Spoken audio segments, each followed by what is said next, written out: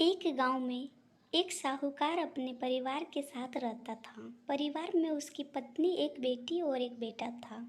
शानदार बंगला, नौकर चाकर, गाड़ियाँ और सब शानो शौकत का सामान था उसके पास। गरीब लोगों को बहुत ज़्यादा सूद यानी ब्याज पर कर्ज देना उसका धंधा था। अक्सर लोग तंगी के दिनों में या किसी त्योहार या ब्याह शादी के मौके पर उस साहूकार से कर्जा ले लेते थे। जब फसल अच्छी होती तो थोड़ा थोड़ा कर के उतारने लगते, लेकिन जिस वर्ष सूखा पड़ता तो कर्ज तो छोड़ो, गांव वाले सूद तक नहीं दे पाते थे।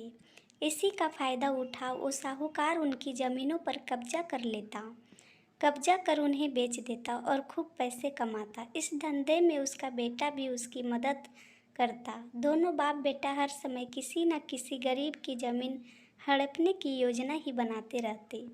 एक दिन शहर से एक व्यापारी आया और साहूकार से गांव में ज़मीन खरीदने की इच्छा बताई। साहूकार की खुशी का ठिकाना न रहा। घर बैठे बिठाए ज़मीनों का ग्राहक मिल गया। साहूकार ने उस व्यापारी को बहुत सी ज़मीनें दिखाई जो उसने कर्जे के बदले गांव वालों से हथिया ली थी, लेकिन उस व्यापारी को कोई भी ज़मीन पसंद न आई। गांव में घूमते हुए व्यापारी को एक ज़मीन का टुकड़ा पसंद आया। उसने साहूकार से उस ज़मीन के बारे में पूछा तो साहूकार सोच में डूब गया। असल में वह ज़मीन तो एक बिन माँ बाप की लड़की की थी जो वहाँ पर रहती थी। उस लड़की के माँ बाप ने साहूकार से 20,000 रुपये कर्ज लिए थे, मगर उसे चुकाने से पहले ही उनकी मृत्यु हो गई। बेसहारा लड़की की हालत देख गांव की पंचायत ने साहूकार से उस ज़मीन पर कब्जा न करने को कहा। भला पंचायत की बात कैसे टाल सकता था साहूकार, मगर दिल में हमेशा ही उस ज़मीन पर कब्जा करने की बात सोचता रहता था। आज व्यापारी की इच्छा सुन उसका लालच बाहर आ गया था और उसने ज़मीन पर कब्जे का मन बना लिया।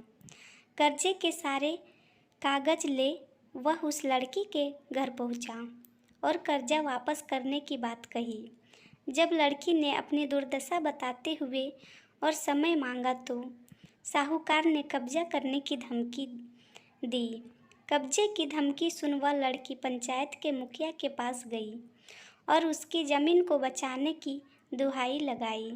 सारे गांव में यह बात आग की तरह फैल गई कि साहूकार उस बेसहारा लड़की की ज़मीन पर कब्जा करने वाला है। यह बात उड़ते उड़ते साहूकार की बेटी के कान में पड़ी। अपने पिता के लालच की बात सुन उसके मन में बहुत दुख हुआ। उसने अपने पिता से इस बारे में बात करने की कोशिश की, लेकिन साहूकार को तो सिर्फ बहुत बड़ा मुनाफा ही दिख रहा था। उसे बेसहारा लड़की की दुर्दशा या अपनी बेटी की निवेदन का कोई असर न हुआ और उसने उस ज़मीन पर कब्जे का ऐलान कर दिया। साहूकार की बेटी ने भी जिद पकड़ ली कि उस लड़की की ज़मीन पर कब्जा न होने देगी, पर अपनी एक न चलती देख उसके दिमाग में एक योजना सूझी। अगले दिन सुबह सुबह वह बेसहारा लड़की और उसके साथ 2 लोग साहूकार के घर पहुँचे और कर्ज की 5,000 की किस्त दे दी। साथ में यह भी कहा कि 3-4 महीने में कर्ज के बाकी रुपये भी उन्हें मिल जाएंगे। रुपये देने के बाद रसीद ले सब चले गए। चूँकि अब किस्त मिल गई थी, इसलिए पंचायत ने भी कब्जा नहीं करने दिया। साहूकार बहुत परेशान था कि आखिर उस लड़की के पास इतना सारा रुपया कहाँ से आया।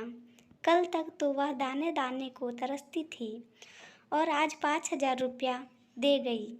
कुछ भी ना समझ आने पर उसने गांव वालों से भी पूछताछ की, लेकिन कोई भी रुपया के बारे में नहीं जानता था। कुछ दिनों बाद वह लड़की फिर 2 गांव वालों के साथ आई और कर्ज की बाकी रकम चुकाकर और कर्ज के सारे कागज ले गई। साहूकार परेशान हो गया कि आखिर इस लड़की के पास इतना धन आया कहाँ से। इस तरह कुछ दिन और बीत गए। एक दिन साहूकार को खबर मिली कि उस बेसहारा लड़की ने अपनी ज़मीन बेच दी है। कुछ कर तो सकता नहीं था, लेकिन उत्सुकतावश जाकर देखा तो चौंक गया। ज़मीन पर एक बोर्ड लगा था। उस बोर्ड पर जमीन के मालिक का नाम देख साहूकार की मानो सांसें रुक गई। मालिक के नाम के आगे लिखा था उसकी अपनी बेटी और उस लड़की का नाम। वह दौड़ा हुआ घर गया और बेटी से पूछा कि यह क्या तमाशा है। तब उसकी बेटी ने उसे बताया कि उस गरीब लड़की की मदद के लिए उसने अपने सारे गहने बेच डाले ताकि उसकी ज़मीन आपके कब्जे से बच सके। लेकिन ज़मीन आपसे छुड़ाते ही उस बेसहारा लड़की ने उदारता दिखाते हुए आधी ज़मीन मेरे नाम कर दी। बेटी ने उसे समझाया कि आप तो उस लड़की का आखिरी सहारा भी छीन रहे थे, मगर उस लड़की का बड़प्पन तो देखो। उसने ज़मीन छुड़ाते ही मेरे गहनों के बदले अपनी आधी ज़मीन मुझे दे दी। यह सब सुनकर साहूकार को शर्मिंदगी महसूस हुई और उसने भविष्य में कभी किसी की ज़मीन न हड़पने का वचन दिया। दोस्तों, आप सभी को ये कहानी अच्छी लगी हो तो वीडियो को लाइक करें, शेयर करें और चैनल को सब्सक्राइब ज़रूर करें।